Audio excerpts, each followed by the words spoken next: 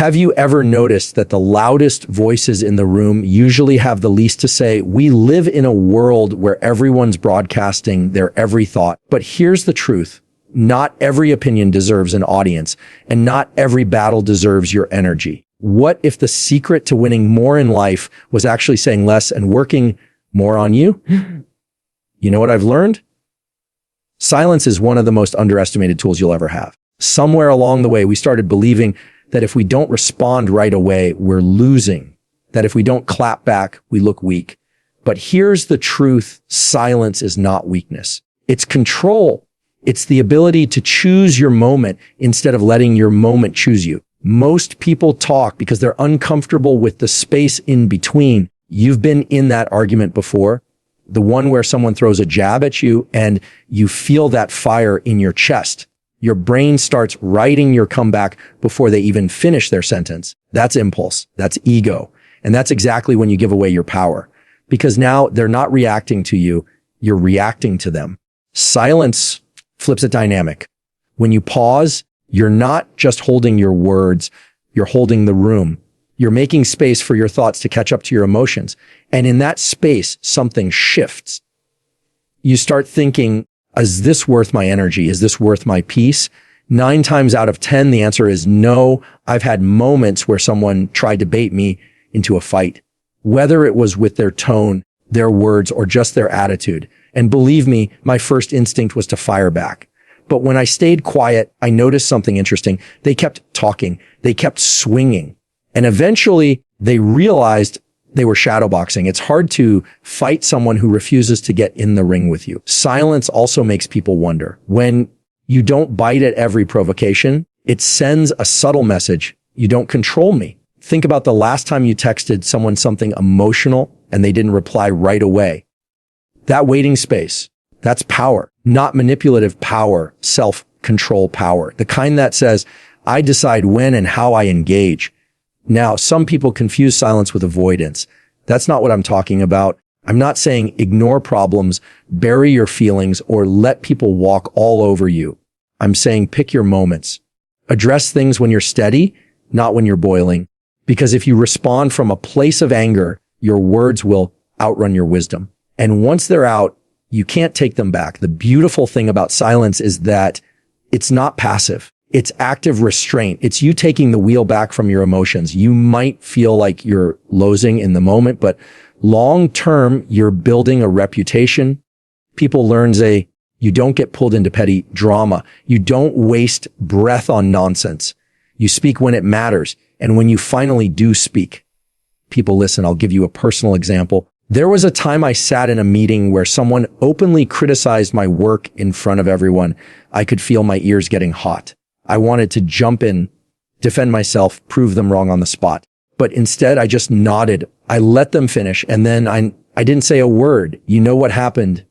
Later that day, 3 different people came up to me and said, I can't believe how calm you stayed. I hadn't planned that reaction to impress anyone, but it stuck with me. My silence in that moment said more about my confidence than any comeback ever could. Silence also teaches you something about the other person. When you're not filling the air with your own defense, you get to watch. You see how they react when they don't get a rise out of you. You notice their patterns, their triggers, their insecurities, and suddenly you have more information than you would have if you jumped in swinging. But here's the real kicker. Silence doesn't just protect you from others, it protects you from yourself. We all have moments where we'd like to rewind and take back something we said. When you practice silence, those moments happen less and less. You start to feel lighter because you're not carrying the weight of regrets or apologies that could have been avoided with just a few seconds of pause. And over time, silence becomes second nature. You stop feeling the need to prove yourself in every conversation. You stop letting other people's energy dictate yours. You start realizing that not every hill is worth dying on, and not every comment is worth climbing that hill for in the first place. The more you practice it, the more you realize the most confident person in the room isn't always the one talking. Sometimes it's the one sitting back, listening, and choosing their moment. Because in a world where everyone's rushing to speak, the one who waits wins. When you start focusing on yourself, you start realizing just how much time you've been wasting on things that don't actually matter. It's kind of like cleaning out a closet you haven't opened in a year. You pull out all this stuff and think, why did I even keep this? That's exactly what happens when you get clear on your priorities. You see all the noise you've been carrying around and you start letting it go. The truth is, focus is fuel. It's not just about paying attention. It's about where you choose to spend your attention, because wherever your focus goes, your energy follows. And if your focus is scattered, bouncing between gossip, drama, and comparing yourself to everyone else, your energy will be just as scattered. That's why some people feel like they're running in circles. They're working hard, but their fuel is burning in the wrong places. I used to think focus meant just working harder, more hours, more effort, more grind. But that's not focus. That's burnout in disguise. Real focus is about intentional direction. It's waking up and asking yourself, where can I put my time today? So that 6 months from now, I'll be glad I did. That's a very different question than what do I feel like doing right now? The challenge is we live in a world that's constantly pulling for our attention. Notifications, opinions, arguments online. Everyone's waving their hands saying, look here. And if you're not careful, you end up giving your best energy to people and situations that won't matter a week from now. Focusing on yourself isn't selfish. It's recognizing that if your tank is empty, you can't go anywhere, and you definitely can't help anyone else get where they need to go. When you put your focus on yourself, your growth, your health, your goals, you start noticing something, all that background noise that used to stress you out, it starts fading. Things that used to trigger you suddenly don't feel worth it. You're too busy building something bigger. It's not that you don't care. It's that you can't afford to care about everything. I remember a stretch in my life where I was saying yes to every little thing people asked me to do. Every event, every opinion, every conversation, I was involved. And I thought I was being helpful, but what I was really doing was draining myself. My focus was everywhere, so my results were nowhere. It wasn't until I pulled back, said no more often, and started putting that same energy into my own priorities that things shifted. I got healthier. My work got sharper. My relationships improved because I actually had something left to give. And here's the thing. When you focus on yourself, some people won't like it. They'll call you distant or say you've changed. And they're right. You have changed. You're no longer available for the kind of distractions that keep you stuck. That's not arrogance. That's self-respect. If someone takes your focus personally, it's usually because they were benefiting from you being unfocused. It's not about shutting everyone out. It's about choosing what gets in. If you imagine your attention as a bank account, you wouldn't hand your debit card to strangers and say, spend whatever you want. So why give your mental and emotional energy away without thinking about the return? Every yes you give to something unimportant is a no to something that could actually change your life. You'll notice that when your focus sharpens, your pace slows down. And I mean that in a good way. You stop chasing every little thing. You're not sprinting in 10 different directions. You're walking with purpose in one. That's when you start making real progress. And the best part, you feel lighter because you're not carrying everyone else's baggage along with your own. This is where silence and focus connect. When you're focused, you don't need to explain yourself to everyone. You don't have to defend your choices or justify why you're not showing up for every little thing. Your results will speak for you. People might not understand in the moment, but later when they see where your focus took you, it'll make sense. And that's the quiet truth about focus. It's not just about achieving more. It's about living better. You get your time back. You get your energy back, and you finally start moving toward the life you actually want, not the life everyone else is distracting you into living. Because when you focus on yourself, you stop running in circles and you start running your race. And in the end, that's the only race worth winning. One of the hardest lessons I've learned is that not every opinion needs a response. It sounds simple, but it's a game changer. Once you actually start living it, we grow up thinking we have to defend ourselves every time someone misunderstands us, correct people when they get something wrong, or prove our point when someone disagrees. But the truth is, you can waste your whole life in that loop. And when it's over, you'll realize you didn't convince anyone who didn't already want to be convinced. The problem is responding feels good in the moment. Somebody throws a comment at you and you come back with something quick and sharp. It's like hitting send on a text you've been drafting in your head for 5 minutes. You get that rush of satisfaction. But what happens next? Usually it doesn't end. They fire back. You fire back again.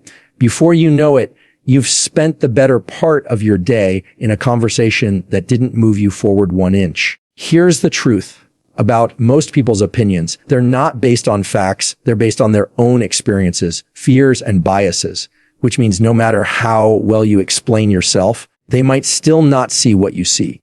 And that's okay. It's not your job to get everyone to agree with you.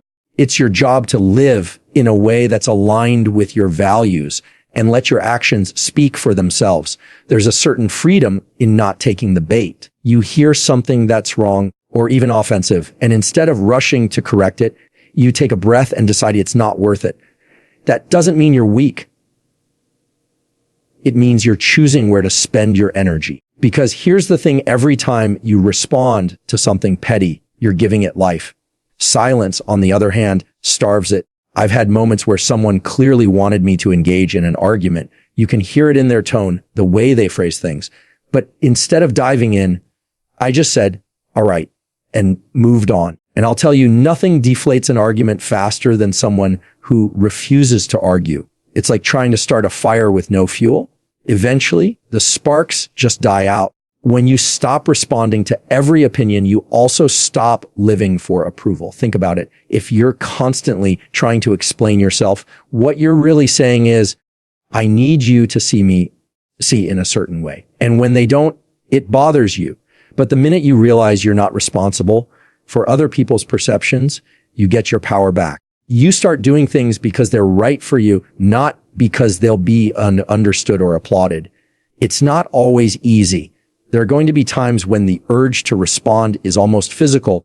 You'll feel it in your chest. That's your ego, not your wisdom. Your wisdom knows that your time is better spent building your life than defending it. You can either spend the next hour explaining yourself to someone who's already made up their mind, or you can spend the next hour taking a step toward your own goals.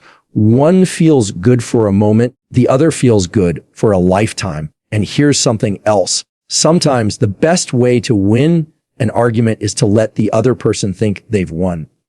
Not because they're right, but because it costs you nothing to walk away. You don't need the last word when you're living in a way that proves your point without speaking it. Over time, results become undeniable, even to the people who once doubted you. You'll also notice that when you stop responding to every opinion, people start being more careful about what they say to you. They realize they can't pull you into endless debates. They either step up with something meaningful or they keep it moving. And that's a filter you don't even have to ask for. Your silence creates it naturally. The world is full of noise, and if you try to answer all of it, you'll never have the bandwidth to actually live your life.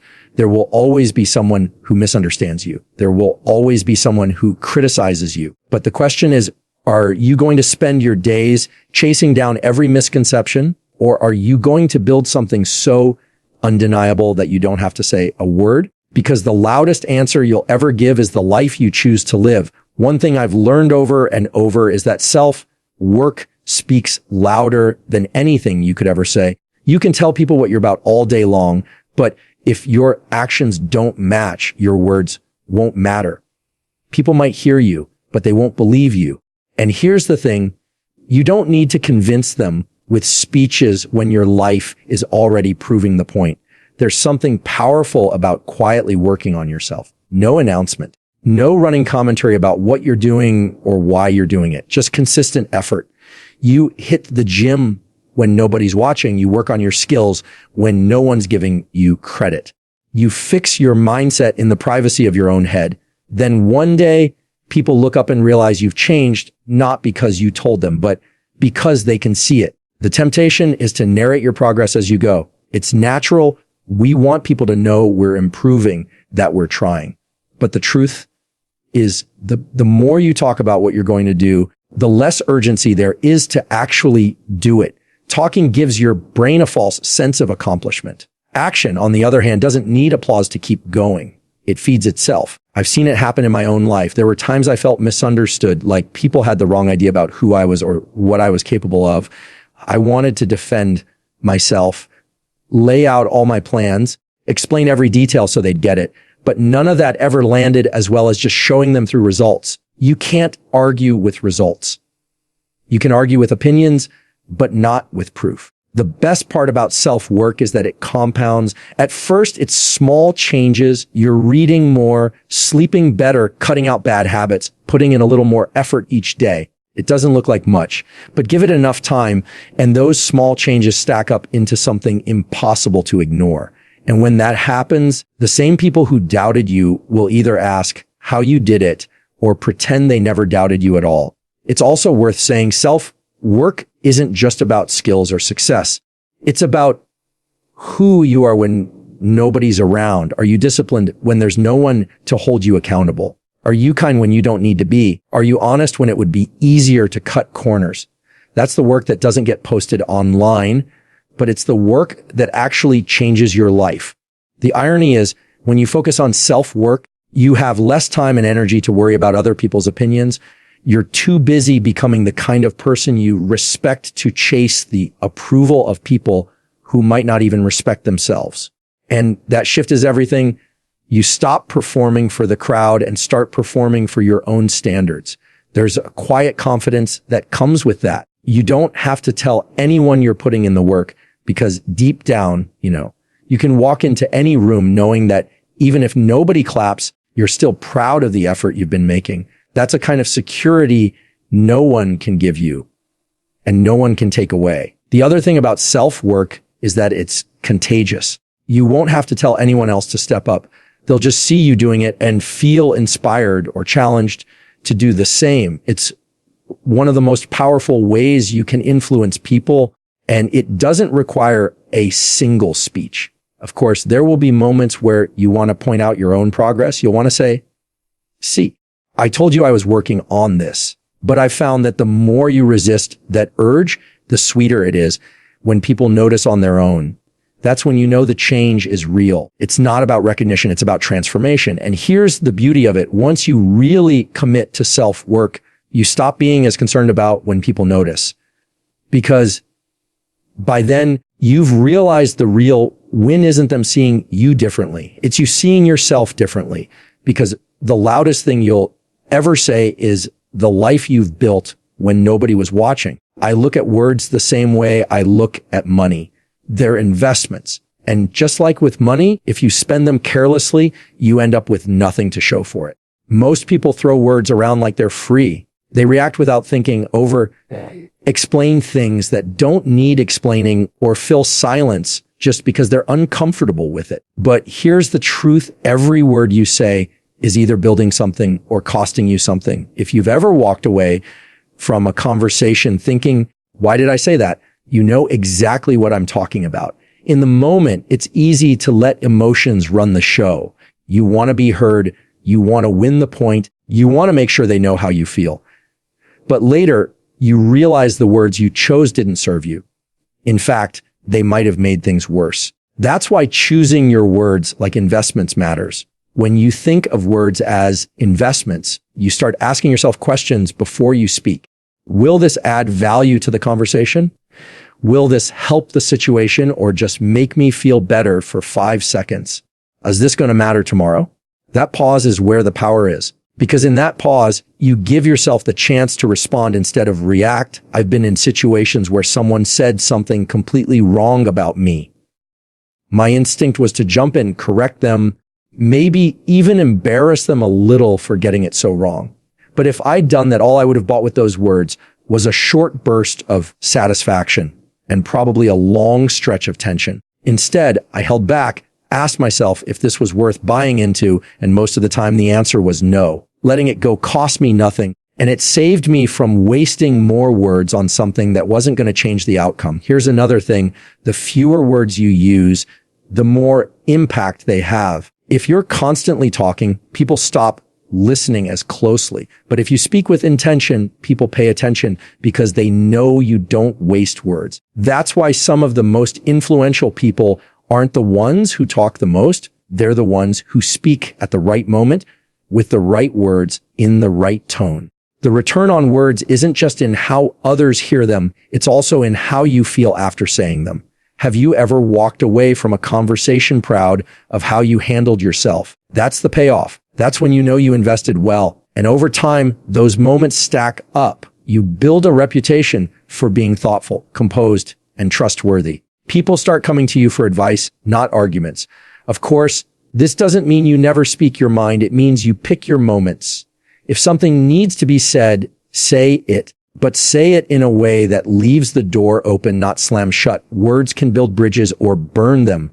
And the difference is usually in how intentional you were before you opened your mouth. There's also the temptation to spend words trying to convince people who've already decided not to understand you. That's like putting your money into a slot machine.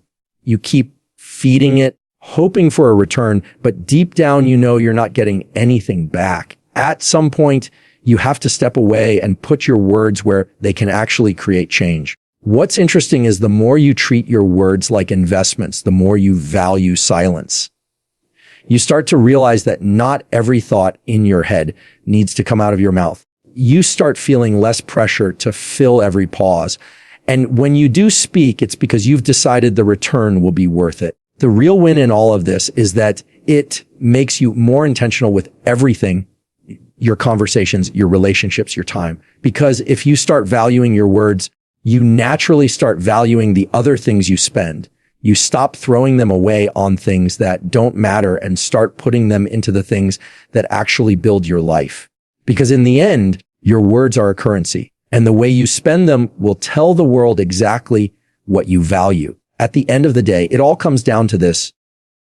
You can't control what people say, what they think, or how they see you, but you can control what you focus on, what you give your energy to, and when you choose to speak. Silence isn't weakness, it's strength. Focus isn't selfish, it's fuel. You don't have to answer every opinion because the loudest proof of who you are will always come from the work you put in when no one's watching.